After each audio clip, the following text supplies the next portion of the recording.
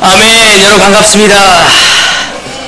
또 이렇게 여러분을 보게 되니 왜 웃으시죠? 저를 많이 그리워하셨던 것 같아. 아니 머리 빠마를 했더니 요새 이게 좋은 것 같아요. 그래요. 감사합니다. 예. 그 외부 교회에서 설교할 때마다 이제 헤어스타일이 굉장히 아주 선풍적인 인기를 끄고 있는데 우리 김호 목사님도 한번 해보시면 어떨까 생각됩니다. 했었어요? 어땠나요? 의견이 분분하군요. 이렇게 또 저를 초대해 주셔서 여러분과 함께 말씀을 나눌 수 있어서 개인적으로 너무 기쁩니다. 오늘 특별히 우리 이승민 형제와 또 우리 정지 자매가 우리 성찬과 헌금을 해주셨는데 개인적으로 제 마음에 너무나 감동이 되는 시간이었습니다. 우리 지가 대학부 있었을 때 제가 그때 대학부 인도하고 있었거든요. 또 우리 지혜가 얼마나 똑똑했었고 또 얼마나 이대 미니스트리에 굉장히 큰 아주 놀라운 영향을 준 자매죠. 여러분 가야금 한번 검은고인가? 가야금인가? 가야금 한번 들어보셨습니까? 우리 정지 자매하고 또 몇몇 자매들이 같은 가야금 치는 자매들이 있어서 가끔 우리 교회에 특별한 예배 때 그 가야금을 연주하곤 했었는데 너무너무 아름다웠죠, 사실은. 예? 우리 3주년 때? 아멘. 아멘. 또 우리 승민 형제도 대학부 때 사실 지방에서 올라오는 거 쉽지 않은데 그때만 해도 계준이 굉장히 아주 강했죠. 그래서 돈을 많이 썼군요. 지금까지 헌신하고 믿음을 지킨 두 사람을 생각할 때 너무 자랑스럽고 또 너무 감동이고 또 두 분이 있기에 하나님께 너무 감사를 드리고 싶고 또 두 분에게 너무나 존경을 표하고 싶습니다. 그리고 또한 우리 이근혁 형제가 저를 소개해줘서 너무 감사하고 원래 처음에 봤을 땐 공부벌레처럼 보였거든요. 조용했었고 근데 지금 너무 많이 활발해졌어요. 지금 일산교회뿐만 아니라 각 교회 가서 세미나를 진행하는 모습 우리 대구교회 와서도 했었거든요.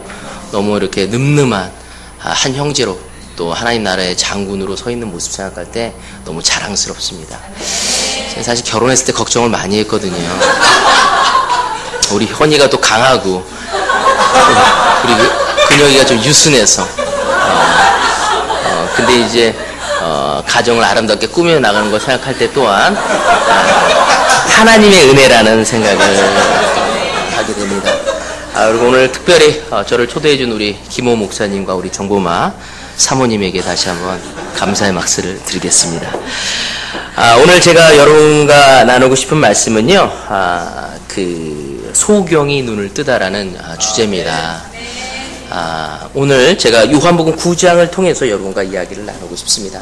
요즘에 저희 교회는 요한복음을 강해 설교하고 있습니다. 그래서 어떤 말씀을 할까 하다가 9장이 가장 적절한 것 같고 제가 이 설교를 다른 지방교회에서도 했었을 때 반응이 가장 좋더라고요. 그래서 9장을 해야겠다라는 생각을 했습니다. 그래서 오늘 여러분에게도 큰 은혜가 될 수 있는 시간이 되어지기를 바라겠습니다. 여러분 특별히 이 요한복음은 여러분 4복음서 중에서도 아주 특별한 복음서죠. 공관복음에는 들어가지 않지만 왜냐면은 나머지 마태, 마가, 누가와는 참 다른 내용을 많이 싣고 있습니다. 그래서 이 요한복음이 가장 위대한 복음이라고도 이야기를 합니다. 왜냐하면은 이 복음서 저자 중에 가장 예수님의 측근인 제자는 바로 요한밖에 없었기 때문에 여러분 요한을 보면 알겠지만 요한은 아주 특별한 사람이었습니다. 그죠? 그는 예수님에게 가장 사랑을 받는 제자 중에 한 사람이었습니다. 그리고 처음 12명의 제자로 불림을 받아서 예수님과 함께 곳곳을 돌아다니며 그에게 아주 뜻깊은 또 감명 깊은 그 가르침을 옮겨다 적은 거죠. 그래서 이 요한복음 특별히 요한복음을 쓴 이 요한의 성격은 어땠습니까? 아주 모난 성격이죠. 여러분 누가 화난다고 해서 불태워 죽여버릴 거야. 이런 사람하고 상종하고 싶습니까? 조금 마음에 안 들게 한다고 불태워 죽인다고 얘기하는 사람하고는 얘기하고 싶지 않죠. 근데 이 요한은 그렇게 격한 사람 중에 한 사람이었죠. 쉬운 사람은 아니었어요. 그렇지만 예수님과 함께 생활하면서 굉장한 삶의 변화를 받고 사랑의 사도가 되어진 사람이 이 요한입니다. 그래서 요한복음을 여러분이 개인적으로 콰이탐을 하거나 강의 설교를 듣다 보면은 다른 복음서와는 다른 아주 깊은 사랑과 확신과 또한 예수님의 아주 특별한 부분을 서술하고 있음을 우리는 볼 수 있습니다. 그리고 또한 이 요한복음을 이해하기 위해서 우리 몇 가지를 좀 이해해야 하는데, 이 요한복음은 무엇보다도 예수님이 누구인지를 많이 설명하고자 하고 있습니다. 어떤 사물을 통해서, 환경을 통해서, 사람을 통해서, 대상을 통해서 예수님을 설명하고자 많이 애를 씁니다. 그래서 요한복음 4장에 보면은 사마리아인과의 대화를 통해서 예수님이 생수라는 이미지를 통해 예수님을 설명하고 있습니다. 또한 6장에 보면 오병이어 기적을 통해서 생명의 빵이라는 것을 통해 예수님을 설명하고 있고, 또 7장은 다시 생수, 장막절, 초막절이라는 그 분위기 속에서, 배경 속에서 생수라는 이야기를 하고 있습니다. 또 8장에서도 생명의 빛을 이야기하고 있습니다. 이 9장에서도 바로 예수님이 비침을 이야기하고자 하고 있죠. 근데 이 비침을 설명하기 위해서 가장 좋은 것 중요한 것은 초막절이라는 배경을 가지고 있는 것입니다. 유대인들에게 있어서는 이 초막절은 굉장한 중요한 절기 중에 하나였죠. 여러분, 우리에게 있어서 가장 큰 명절이 무엇입니까? 설, 추석으로 많이 갈리게 되죠. 두 명절이 우리에겐 굉장히 크죠. 근데 사실은 화려한 명절은 언제입니까? 이때도 갈리네. 추석이 더 사실 중추절을 한가위라고 해서 더 풍성하죠. 사실은 구정은 새로운 시작을 하기 때문에 큰 명절이지만 음식이나 모든 것이 화려한 것은 사실은 추석이 더 크죠. 사실은 맞아요. 설은 뭐 세뱃돈 때문에 아이들이 굉장히 좋아하는 명절을 얘기하시니까, 유대인들에게 있어서도 굉장히 좋아하는 명절, 큰 명절이 두 개입니다. 그 중에 하나가 바로 6월절과 이 초막절입니다. 이 초막절이 우리나라 추석과 비슷하게 9, 10월에 이루어졌습니다. 그래서 굉장히 큰 추수가 이루어졌기 때문에 굉장히 기뻤고, 또 여러분 레위기를 읽다 보면 이 초막절의 의미를 이해하게 됩니다. 그래서 광야 시절에 빛으로 불기둥으로 인도하는 그 하나님을 보시면서 그 빛에 대한 상징적인 의미가 굉장히 크죠. 그래서 초막집을 짓고 예루살렘 성전에는 그들이 추수한 올리브에서 거둔 그 첫 열매의 가장 소중한 그 기름을 8일 동안 내내 키면서 빛을 상징합니다. 그래서 유대인들에게 있어서는 이 초막절하면 빛에 대한 이미지가 굉장히 강력한 거죠. 그때 예수님이 이 초막절의 배경을 가지고 이제 소경과 대화하는 이야기를 하면서 이야기를 나갑니다. 그래서 요한복음 특별히 모든 장이 절기로 되어 있습니다. 안식일을 사용한다든지 아니면 6월절을 사용한다든지 이런 초막절, 또 수전절 이런 것들을 사용해서 예수님이 얘기합니다. 그래서 이거를 설명할 때 요한이 예수님이 얼마나 지혜로운 분인지를 얘기합니다. 지금 또 2000년 전이다 보니까 그때 굉장히 많이 무지했거든요. 그래서 2000년 전 하더만 해도 글을 잘 몰랐기 때문에 이 상징적인 의미로 사람들한테 설명하는 것이 굉장히 중요했거든요. 그래서 그들이 섬기는 지내고 있는 명절을 통해 예수님과 하나님을 설명하고자 했던 분이 바로 예수님이셨다는 것입니다. 그래서 이 전체적인 9장의 내용은 빛을 굉장히 강조하고 있습니다. 빛은 뭘 의미할까요? 희망, 진리. 또한 우리가 어디로 가고 있는지 밝게 볼 수 있게 만드는 것입니다. 여러분, 어둠 속에서 한번 생활해 보신 적이 있습니까? 제가 한번 수련회 갔다가 콘도에서 잠을 잤다가 화장실을 가려고 새벽에 문을 열려고 하는데 깜깜하잖아요. 근데 벽을 찾아야 하잖아. 근데 제가 벽을 막 찾는데 문이 없는 거야. 막 찾아가 없어고 살짝 뛰었는데 여기가 문이었던 거예요. 사방을 다 돌았는데 문이 없는 거예요. 그래서 이게 어떻게 된 거야? 뭐 식은땀을 줄줄 흘렸어요. 문이 없는 거예요, 분명히. 나중에 찾았는데 문을 열고 나서 빛을 봤을 때 너무 기뻤는데, 그 어둠이란 것은 늘 우리에게 두려움이 있거든요. 여러분, 톨스토이가 쓴 사람은 무엇으로 사는가 읽어보신 적 있죠? 이때 하나님이 그 천사에게 질문을 합니다. 세 가지 질문을 하고 그 답을 얻어가지고 오라고 합니다. 첫 번째 질문이 뭐였습니까? 사람의 마음에는 무엇이 있는가였어요. 그죠? 그 답이 뭐였죠? 까먹었어요? 예? 사랑이었어요. 사랑이었습니다. 두 번째 질문이 뭡니까? 사람에게 주어지지 않은 것이 무엇이냐? 맞아, 미래를 예측할 수 없는 지혜였어요. 다시 말해서 우리에게 정말 필요한 게 무엇인지 우리는 모른다는 거죠. 지금 이 시간. 그래서 많은 사람은 헤매고 있는 거예요. 그 대문호, 그 톨스토이도 인간을 생각했었을 때 어디로 가야 할지 모른다는 거죠. 그래서 많은 사람들이 헤매고 있다는 것이 자신의 시간과 모든 것을 낭비한다는 것입니다. 자기의 돈, 자기의 건강, 또 자기의 시간을 두고 무엇을 매진해야 할지. 단지 옆 사람을 주고받으며 그 문화에 맞게끔 내 환경에 맞게끔 살아가는 것에 익숙하고 급급한 삶을 살아간다고 이야기하고 있습니다.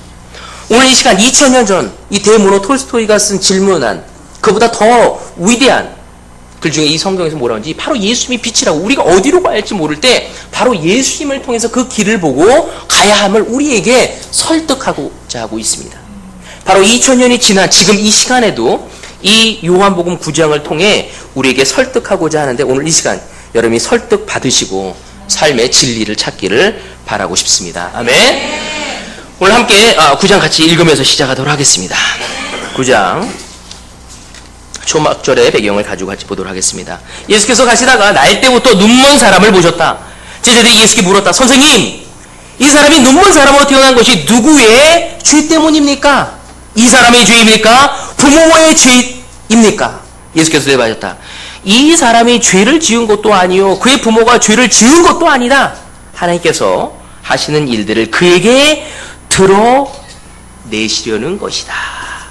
여러분, 하나님이 하나님의 일들을 드러내는 게 뭐죠? 이거를 뭐라고 하냐면 한 단어로 영광이에요. 하나님의 영광이라고 하죠. 하나님의 영광이 뭐냐면 단어를 찾아보면은 헬라어로 찾아보면 하나님의 본성을 드러내는 것입니다.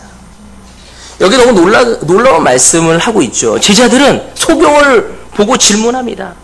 누구의 죄 때문이냐고. 세상 많은 사람들은 그 당시에 많은 사람들은 뭐냐면 고통을 받는 사람들을 살 때 죄의 결과라고 생각했거든. 그래서 더러운 자라고 여겼습니다. 질병을 알아서 안 그래도 힘들어하는데 그거를 죄인 취급하니까 얼마나 쉽지 않았겠습니까? 그래서 예수님의 제자들은 예수님께 물어보는 거였어요. 근데 우리도 좀 그렇지 않습니까? 뭔가 어려움이 오면은 내가 뭔가 죄를 지어서 그런 것이 아닌가. 내가 요즘에 콰이타임을 좀 안 하기 때문에 좀 요즘에 내가 좀 헌금을 좀 안 했기 때문에 나에게 이런 어려움이 온 게 아닌가.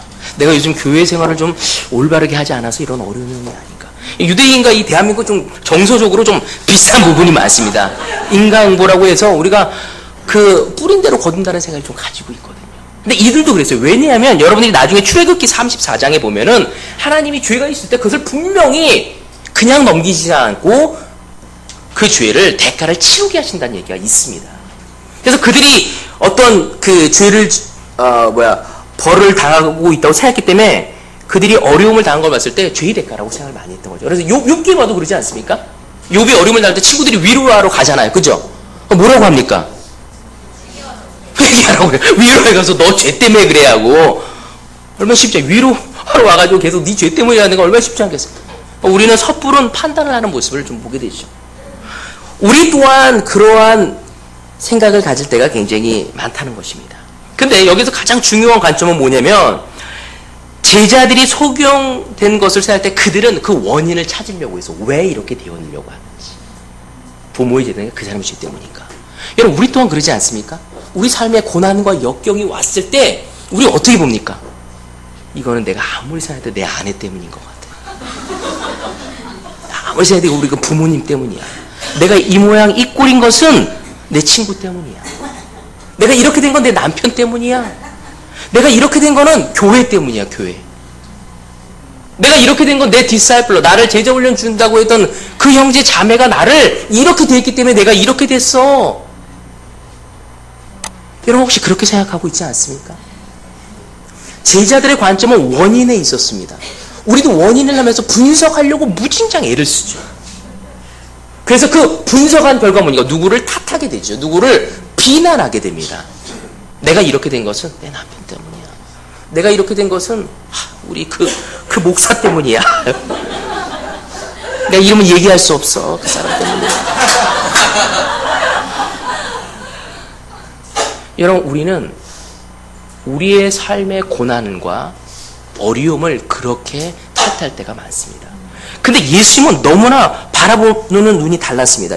제자들은 원인에 꽂혀 있었지만 예수님은 목적에 있어요. 그 고난은, 그 어려움은, 그 역경은 이렇게 하나님의 일을 드러내기 위한 것이다. 목적에 가 있어였던 거였죠. 여러분, 오늘 시간 여러분의 삶에 고난이 지금 와 있는 사람도 있을 것이고 또 앞으로 올 것을 두려워하는 사람도 있을 것이고 지나간 사람도 있습니다. 여러분, 그 고난을 어떻게 바라보고 있습니까? 정말 하나님의 목적을 바라보며 훈련되어지고 하나님께 영광을 돌리는 삶이 되어지고 있습니까? 아니면 원인을 분석하며 다른 사람을 탓하는데 더 많이 가 있습니까? 여러분, 우리가 한 가지 이해해야 할 것 중에 하나는 이 구절을 통해서 하나님께서는 우리의 고통을 사용하실 수 있다는 것입니다. 제가 예전에 우리 이곳에 와서 작년에 설교했었을 때 제가 대구에 가게 된 것을 굉장히 힘들게 가게 됐다는 이야기를 했습니다. 그죠? 그때 제 마음을 바꾸게 한 것이 그때 제가 성지순례를 가면서 낙타를 타고 예루살렘에 가면서 마음을 바꿀 수 있다고 얘기했어요. 근데 그래도 완전히 해결이 안 되더라고. 종종 생각하다 보면 문득문득 누굴 원망하고 싶고 누굴 탓하고 싶은 마음이 와요. 근데 그것이 한 2, 3년이 지나고 나서야 정말로 많은 것이 가라앉을 수 있습니다. 근데 제가 그 고통을 통해서 한 가지 느꼈던 건 뭐냐면 제가 그 고난을 당했기 때문에 동일한 시련을 겪고 있는 사람들에게 조언과 격려를 줄 수 있었다는 거예요. 똑같이 어려움을 겪고 있는 전임들에게 제가 얘기했었을 때 제 얘기가 잘 통하는 거를 내가 느낄 수 있었어요. 마치 이거 리디아 어머님이 열심히 아마 여기 이대 미니스에 있었던 몇몇 자매들이 있는데 열심히 그 이대에서 초대를 하고 났더니 입이 돌아가셨어요. 풍이 오신 거야. 찬바람 속에서. 너무 쉽지 않으셨어요. 또 열심히 초대했었을 때 간암이 오셔가지고 그걸 치료받을 열심히 했는데 폐암으로 오셔서 나중에 돌아가셨잖아요. 그래서 어떤 사람들은 그 리디아 어머니 삶을 보면서 너무 힘들어했어. 근데 그 어머님이 그 질병을 앓으면서 우리 김도희 자매 아시죠? 그 자매한테 그 자매가 그 아이가 장애를 얻게 되었어요. 그때 그 김도희 자매한테 가서 너와 내가 이런 어려움을 겪는 것은 하나님께 영광을 돌리기 위한 것이다. 그랬었을 때 그 자매가 그걸 받아들이고 열심히 제자 삼을. 근데 만약 리디아 어머니가 하지 않고 건강한 아이를 찾는다면 야 하나님께 영광을 돌리기 위한 거야 라고 한다면 어떻게 받아들였을까요? 쉽지 않았을 거예요. 그 어려움을 겪었기 때문에 그 이야기가 그 자매에게 따뜻하게 강하게 도전하고 사명이 될 수 있었겠죠. 여러분 또한 자매분들에게서 유산이라는 것이 굉장히 어려운 시간입니다. 유산을 한 자매에게 어떤 자매가 가서 애 잘 낳고 한 세상 잘난 사람이 야 괜찮아 하나님이 너에게 더 큰 복을 주시려는 거야 그렇게 한다면 어떻게 느낄까요? 아니 이 자매가 나를 격려를 주고자 하는 건가 쉽지 않을 거예요. 그렇지만 6번 7번 유산한 자매가 와서 자기의 마음을 나눴을 때 그 이야기는 귀에 잘 들어오게 됩니다. 여러분 하나님은 이렇듯 우리의 고난을 통해서 우리와 동일한 시련과 고난을 겪고 있는 사람에게 격려와 조언을 줄 수 있게 하시는 거죠. 또 하나는 그 역경을 통해서 너무 좋은 건 뭐냐면 완고한 고집을 피우는 사람을 바뀌게 할 수도 있다는 거죠. 제가 쉽지 않은 사이에 내려간 걸 알고 마음을 꺾고 그 다음에 올바른 마음을 갖고 대구에서 열심히 사역하고 있다는 걸 알고 있기 때문에 어려운 전임들에게 가서 제가 제 이야기를 하잖아요. 그들이 그래 너는 내 마음을 좀 이해하는구나. 똑같이 얘기한 것 같아. 다른 사람하고. 그래서 제가 이야기하면 좀 더 많이 이해를 하더라고요. 내가 그렇다고 뭐 그 형제에게 뭐 맛있는 것을 사주고 뭐 특별한 걸 한 건 아니지만 단지 내가 먼저 그 고난을 얻었다는 이유만으로 제 얘기에 고집을 부리지 않고 꺾는 모습을 제가 볼 수 있었습니다. 그래서 제가 대구에 내려와서 더 전임들하고 좋은 관계를 가져갈 수 있었다는 거야. 그래서 하나님께 감사를 하게 되었죠. 뿐만 아니라 우리의 고난을 통해 본을 세우기 위한 것도 있습니다. 여러분 우리가 바울의 삶을 얼마나 존경합니까? 그죠? 바울을 따라가야 한다고 우리는 생각하고 있습니다. 그의 길을. 그렇지만 야 너 앞으로 너의 삶이 바울처럼 될 거야. 그럼 어떻게 생각합니까, 우리가? 경련이 그거 좀 이렇게 혼란스러움을 겪게 되죠, 우리가 그때. 왜? 바울의 삶이 너무 어려웠잖아요, 사실은. 그렇지 않습니까? 하나님의 말씀을 너무 놀라고도 채찍을 맞고 돌에 맞고 그가 세운 교회에서 너는 사도도 아니다. 내가 너 때문에 헌금도 못하겠다. 말도 못하는 자다. 얼마나 쉽지 않았겠습니까? 근데 그 삶이 나의 삶이라고? 그건 쉽지 않을 거야. 그렇지만 우리가 어려움이 왔을 때 그의 삶은 늘 저에게 본이 되어지죠. 그가 그렇게 쉽지 않은 삶 속에서 살아가고 있다는 걸 알고 있기 때문에 여러분 오늘 시간 여러분의 고난의 시각을 이 요한복음 9장을 통해서 바뀔 수 있어야 합니다.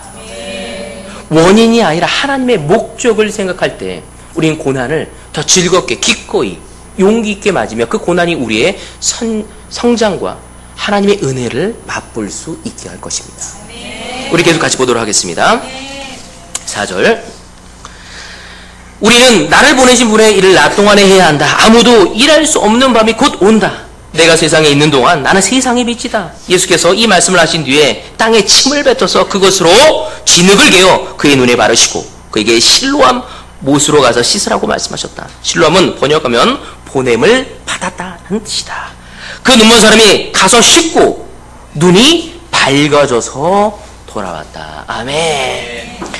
여러분 여기에 보면 참으로 놀라운 구절이 있습니다. 예수님이 그 설명을 하시고 나서 그 소경에게 가서 진흙을 이기고 침을 뱉어서 그 소경의 눈을 닦았습니다. 그때 그가 눈이 밝아진 게 아니라 그 다음에 실로암에 가서 씻으라고 했었을 때 가서 씻었더니 그가 눈을 떴습니다. 과연 그 소경이 그것이 진흙이고 침으로 만들어진 거였다면 과연 거기 갔었을까? 라는 생각을 좀 개인적으로 저 혼자 한번 해봤어요. 읽으면서. 근데 여기서 가장 중요한 건 뭐냐면 이 소경이 너무나 놀라운 순종이 있었다는 것입니다. 여러분 우리의 삶의 변화는요 화려하게 이루어지는 것이 아닙니다. 하나님의 말씀을 단순하게 순종하고 복종했었을 때 이루어지는 것입니다. 우리가 주님의 은혜에 동참하기 위해서 필요한 것은 순종과 항복과 완전한 하나님에게 의탁하는 것이 우리에게 필요한 것이죠. 여러분 여기서 보면 그가 가서 씻고 눈이 밝아졌다고 얘기했어요. 실천의 본을 아주 단호하게 얘기합니다. 여러분 우리가 구원을 받았을 때 어떻게 받았습니까? 화려하게 받았습니까? 하나님의 말씀을 보고 실천했었을 때 너무 놀랍게 우리는 구원을 받을 수 있었던 것입니다. 어떤 화려한 것에 의해서 설득되어진 것이 아닙니다. 여러분 실로암 우리가 성경에 보면 너무 놀랍다고 하지만 제가 실로암에 직접 가봤어요. 실로암은요 정말 보잘것없는 아주 조그만 냇가 같습니다. 제가 제 아내하고 갔었을 때 그 실로암이 너무너무 여긴가 실로암이 이럴 정도로 아주 형편없었어. 히스기야 때 그 기온세모를 갖고 만들어진 곳이죠. 근데 거기 보면은 아크릴팔로 실로암이라고 좀 화려하게 써놓지 그냥 아크릴팔에 하얀 게 그냥 써놨어. 그 내려갔더니 교복 입은 애들이 거기서 뭐 물장구 치고 그냥 놀더라고. 우리 집 대구에 보면은요, 대구에 사신 분은 알겠지만 신천이라는 그 개천 비슷한 게 있습니다. 근데 그 신천보다도 더 보잘것없어. 그래서 제가 그거 보면서 그 기적이 이루어진 건 실로암도 중요한 것이 아니고 진흙도 중요한 것이 아니고 그가 말씀에 순종했다는 거죠. 여러분 열왕기 하에 보면은 5장에 보면은 그 나아만 장군, 시리아 장군이 그 엘리사 이야기를 듣고 요단강에 빠지라고 합니다. 그죠? 근데 빠지려고 합니까? 안 빠지려고 합니까? 왜 안 빠지려고 했죠? 왜냐면 요단강이 너무 형편이 없었거든요. 요단강 굉장히 멋있을 것 같죠? 세례 요한이 거기서 세례도 주고 직접 가보십시오. 한강을 보다 요단강을 봤더니 너무 형편이 없는 거야.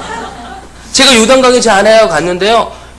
그 사이를 두고 이스라엘하고 그 요르단이 그 대치하고 있었어요.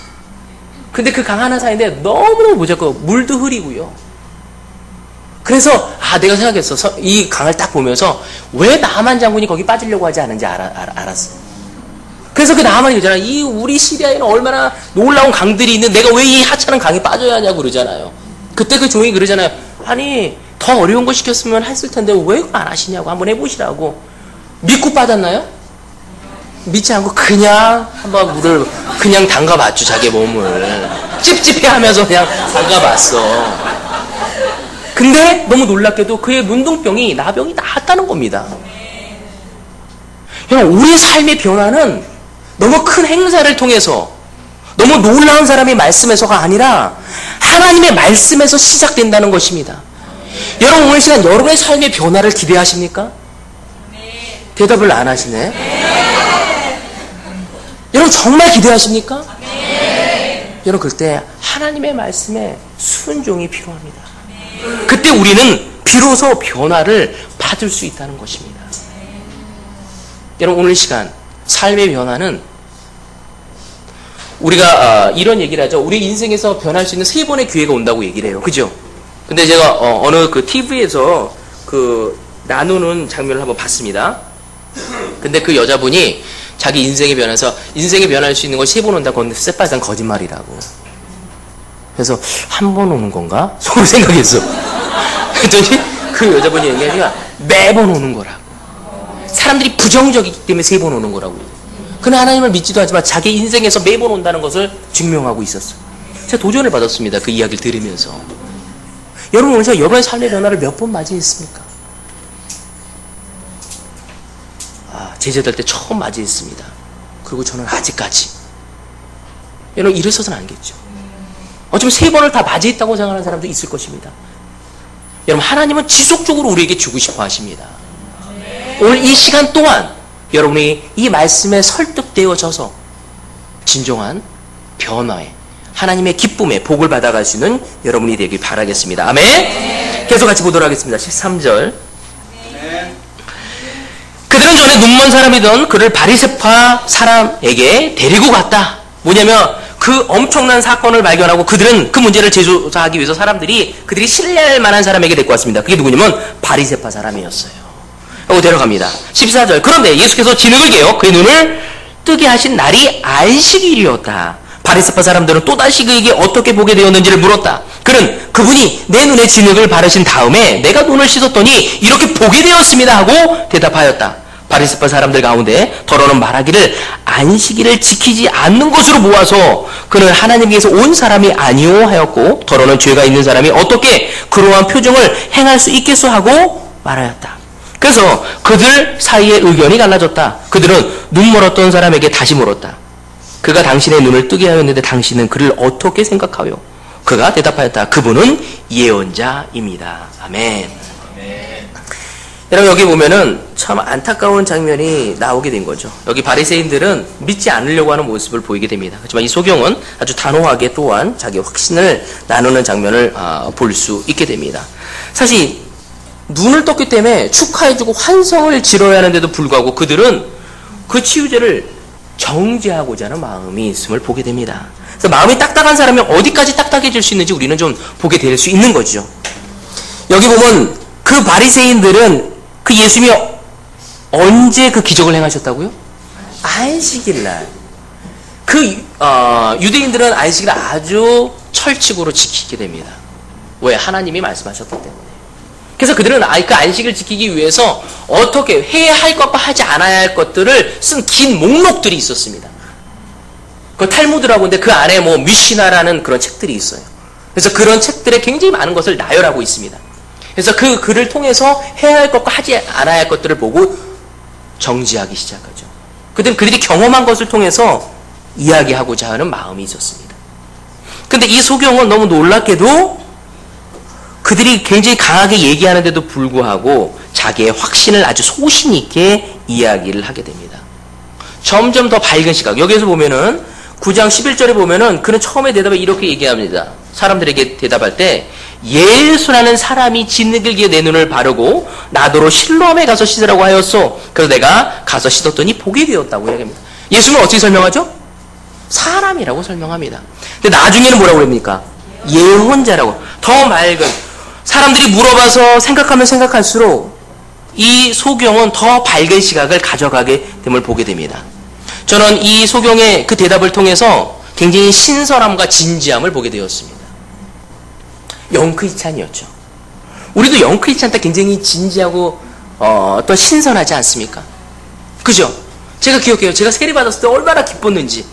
그리고 많은 사람들이 저를 너무 축하해 줬습니다. 승민이 말대로 저는 팀 때 세례를 받았습니다. 고등학교 때. 그때 모든 사람이 다 와서 저를 축하해 줬어요. 그래서 제가 너무 새로워진 거에 대해서 사람들이 안아주고 축하해 주고. 그래서 제가 예수님에 대해서 얘기할 때 얼마나 깊은 확신으로 얘기하는지 몰라요. 제가 고등학교 때 수업 시간에 수업이 없는 공간 시간이 있잖아요. 그럼 제가 앞에 나가서 기독교라고 딱 쓰고, 야, 나한테 질문할 수 있으면 질문해라. 교회 다닌 지 몇 개월 되지도 않은 내가 막 그렇게 얘기하고 있었어. 하나님을 아는 게 너무 하나님 콰이트함 하는 것도 되게 너무 기뻤습니다.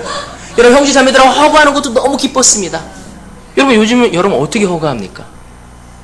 그래, 아니요.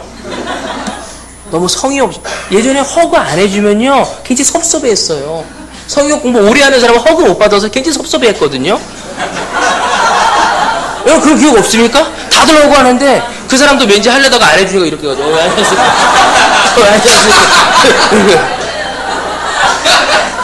너무 특별한 것이었어. 하나님 말씀 들을 때도 눈을 동그랗게 뜨고. 저희 교회에서도 그 소정이라는 자매가 있습니다. 영크리스찬이에요. 그 자매가 설교할 때 제가 너무 기쁩니다. 여러분, 설교는 들으러 오는 것이 아닙니다. 함께 하나님께 영광을 들고 예배, 졸기 위해서 오는 것도 아니죠. 제가 어떤 사람한테 얘기를 들었어요. 이 교회 아주 특별한 게 조는 사람이 적다고.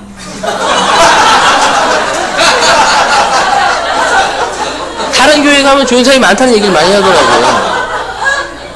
여러분, 예배는 출석하기 온 것이 아니라 하나님께 같이 영광 드려요. 그 자매를 보면 제가 너무 경험한 게, 저희는 한 40여 명이 예배를 봐요. 그래서 한눈에 다 들어옵니다.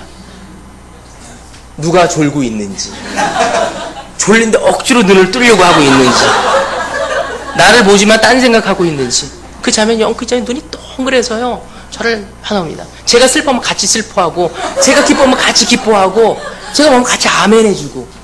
너무 격려를 받죠. 너무 신선함을 느끼게 됩니다. 여러분 또한 그렇습니까?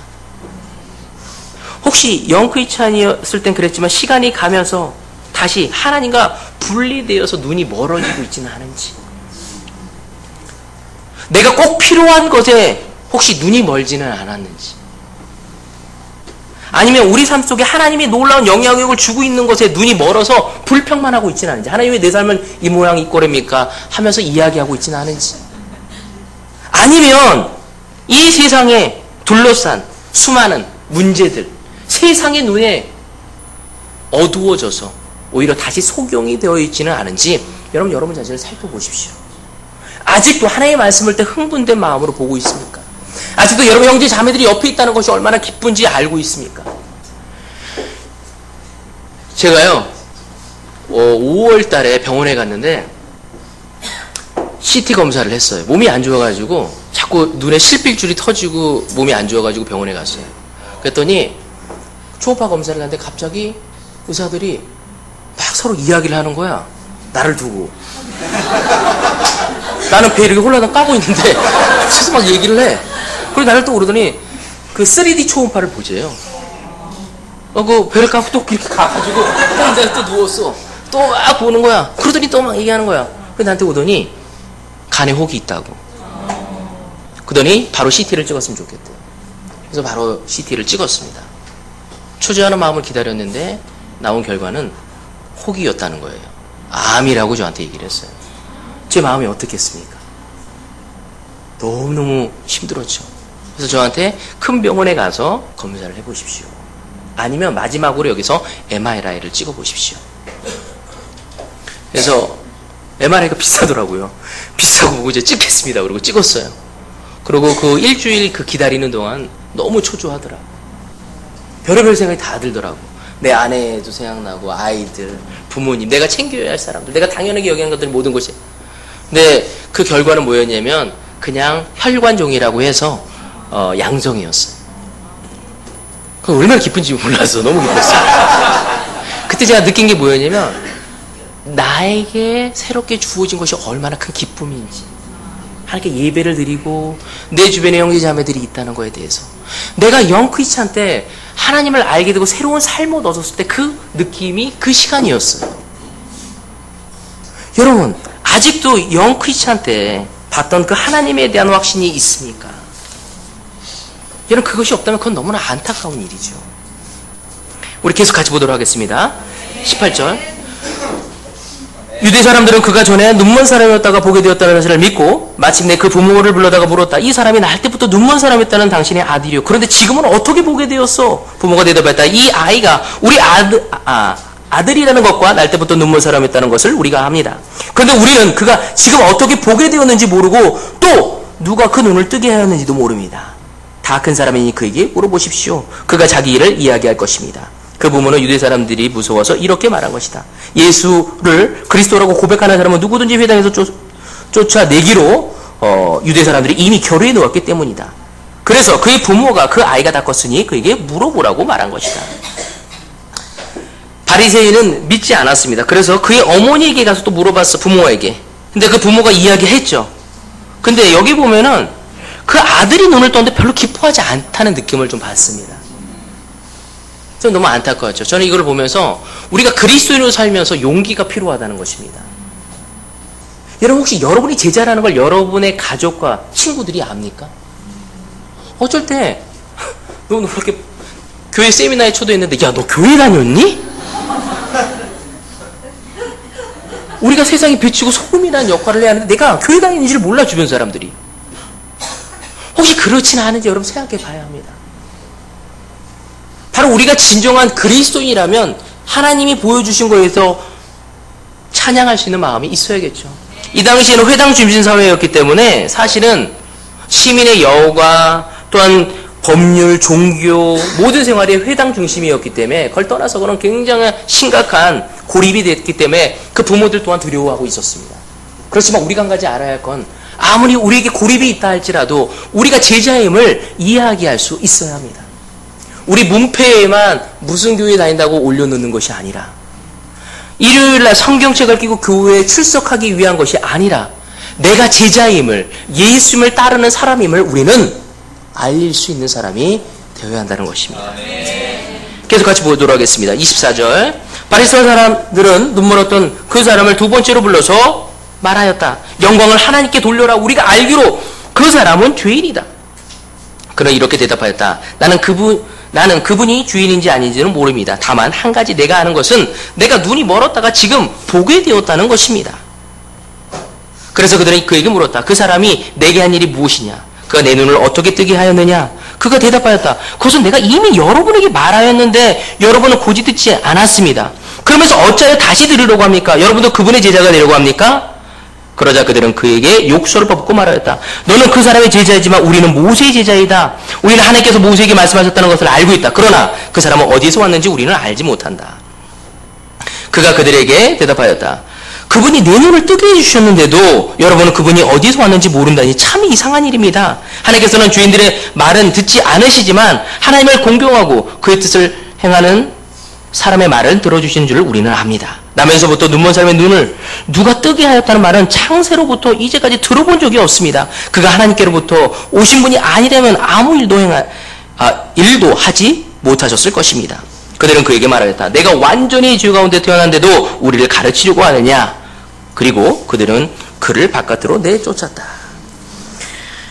여러분, 혹시 바리새인처럼 우리가 반응하지 않은지 우리는 살펴봅니다. 특별히 여러분이 올드 크리스찬이라면 여러분이 제자 훈련을 받을 때 어떻게 받고 있습니까? 혹시 여러분이 경험한 것에 의해서 마음이 어두워질 땐 계속 부정적일 수밖에 없어요. 바리새인은 하나님의 눈으로 보려고 하지 않습니다. 그의 경험과 그의 지식으로만 판단하려고 노력하고 있습니다.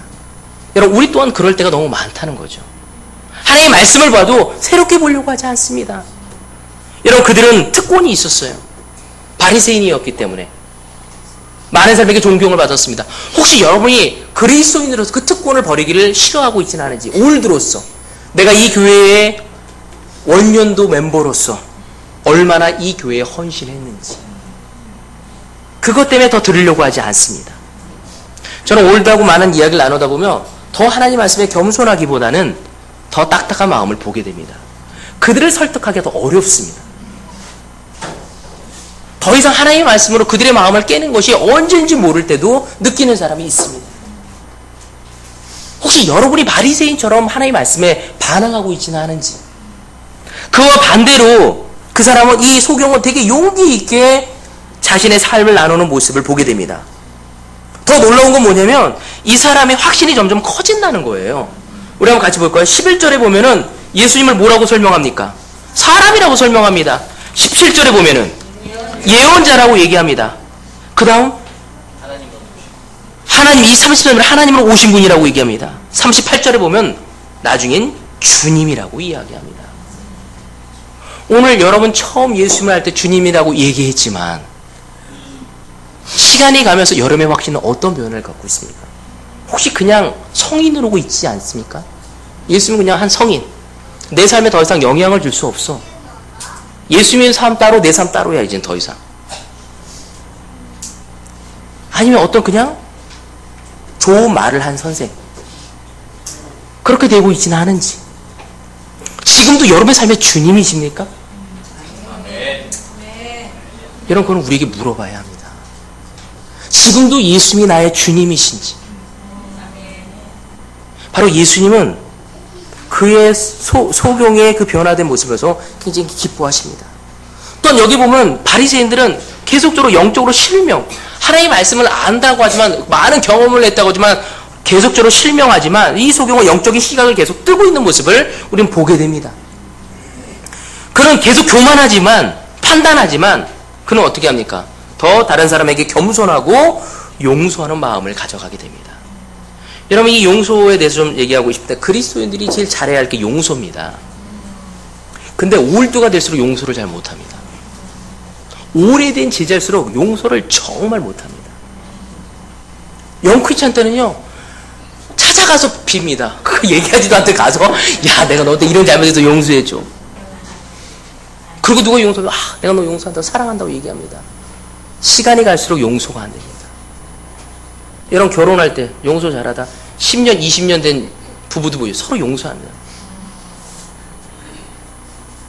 여러분 그래서 어떤 사람은요 제가 어떤 책에서 읽었는데 그리스도인들을요 뭐로 비유하냐면 비둘기로 비유하대요. 비둘기 평화의 상징 아닙니까? 올림픽 때 비둘기가 쫙 날아가지 않습니까?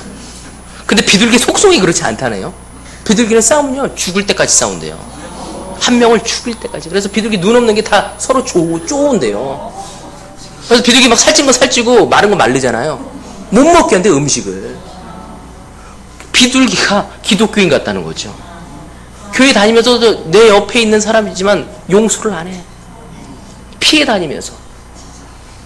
여러분 혹시 그렇게 하고 있지는 않습니까? 우리가 시간이 가면서 용서해야 하는데 용서가 안 돼.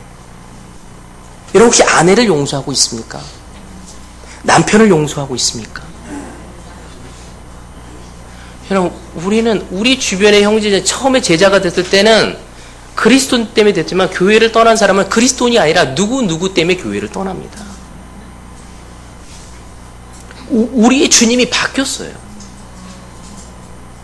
우리에게 신바람을 넣어주는 게 하나님이 아니라 사람이 되어지고 있죠. 내 남편이 되고 아내가 되어지고 내 아이들이 되고 내 사업이 되어지고 있습니다. 여러분 오늘 시간 우리는 그 부분을 깊게 회개하고 계속적으로 배워가야 합니다. 여러분 용서는 정말 하늘의 것이라고 성경이 얘기하고 있습니다. 하나님의 말씀을 보고 계속적으로 배우지 않은 자는 그 용서를 배워갈 수가 없습니다. 우리 계속 같이 보도록 하죠. 35절. 바리새파 사람들이 그 사람을 내쫓았다는 말을 예수께 들으시고 그를 만나서 물으셨다. 내가 인자를 믿느냐? 그가 대답하였다. 선생님, 그분이 어느 분입니까? 내가 그분을 믿겠습니다. 예수께서 그에게 말씀하시다. 너는 이미 그를 보았다. 너와 말하고 있는 사람이 바로 그이다. 그는 주님 내가 믿습니다 하고 말하고 예수께 엎드려 절하였다. 예수께서 또 말씀하셨다. 나는 이 세상을 심판하러 왔다. 못 보는 사람은 보게 하고 보는 사람은 못 보게 하려는 것이다. 예수와 함께 있던 바리새파 사람들이 이 말씀을 듣고 나서 말하였다. 우리도 눈이 먼 사람이란 말이오. 예수께서 그에게 말씀하셨다. 너희가 눈이 먼 사람이라면 도리어 죄가 없을 것이다. 그러나 너희가 지금 본다고 말하니 너희의 죄가 그대로 남아있다. 아멘. 여러분 여기에 참으로 아주 귀중한 이야기를 하고 있는데 여러분 오늘 시간 여러분을 소경이라고 생각하십니까? 아니면 본다고 이야기하고 있습니까? 제가 오늘 이 구절을 통해서 여러분한테 얘기하고 싶은 것 중에 하나는 이 소경은 보지 못한다고 했기 때문에 볼 수 있는 마음을 가져갈 수 있었습니다. 여러분 혹시 여러분 지금 본다고 이야기하고 있는지 아니면 못 본다고 얘기하고 있는지. 여러분 제가 제자 훈련한다고 얘기하면 모든 것을 아는 것처럼 얘기하는 사람들이 있습니다. 내가 모든 걸 다 아는 것처럼. 아이를 키우는 거, 부부관계, 형제자매들 관계들. 더 이상 배우려고 하지 않죠. 여러분을 의인이라고 생각한다. 바리새인들은 그들을 의인이라고 생각했습니다. 그 의인이라고 생각했기 때문에 그들은 완고함과 우둔함에 빠질 수밖에 없었어. 하지만 이 소경은 보지 못한다고 했기 때문에 더 많은 것을 얻어갈 수 있었습니다. 더 하늘의 것을, 더 영적인 것을 볼 수 있었죠. 여러분, 우리는 하나님 안에서 더 성숙해지면 성숙해질수록 우리는 더 배우고 못 본다고 생각하고 더 알아가야 한다는 생각을 가질 수 있는 겸손함을 가져갈 수 있어야 합니다. 만약 그러지 않을 때 우린 배우기를 멈추게 되고 더 이상 영적인 기쁨을 가져갈 수 없습니다. 또 여기 놀라운 것은 이는 처음에 육체적인 눈을 떴지만 이제는 시간이 갈수록 영적인 시각을 가져가게 됩니다. 우리가 처음 세례받았을 때 처음에 몇 가지 우리의 단순한 죄를 멈출 수는 있겠죠. 하지만 본질적으로 우리의 삶을 바라보는 시각을 바뀔 수 있는 것은 예수님을 계속 주님으로 믿고 바라볼 때 이루어지는 것입니다. 여러분 지금도 10년이 되고 20년이 되고 25년이 30년이 되고 40년이 되었어도 바로 예수님을 계속 주님으로 바라보고 가는 사람은 영적인 시각을 가져갈 것입니다. 오늘 저는 이 요한복음 9장을 마치면서 이 소경이 눈을 떴던 것처럼 저는 여러분의 눈이 뜨기를 원합니다.